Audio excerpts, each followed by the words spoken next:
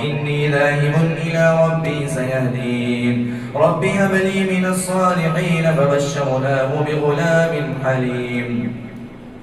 فلما بلغ معه السعي قال يا بني إني أرى في المنام أني أذبحك فانظر ماذا ترى قال يا أبت افعل ما تؤمر ستجدني إن شاء الله من الصابرين فلما أسلما وتله للجبين وناديناه أن يا إبراهيم قد صدقت الرؤيا إنا كذلك نجزي المحسنين إن هذا لهو البلاء المبين وفديناه بذبح عظيم وتركنا عليه في الآخرين سلام على إبراهيم كذلك نجزي المحسنين إنه من عبادنا المؤمنين وبشرناه بإسحاق نبيا من الصالحين وباركنا عليه وعلى إسحاق ومن ذريتهما محسن وظالم لنفسه مبين ولقد مننا على موسى وهارون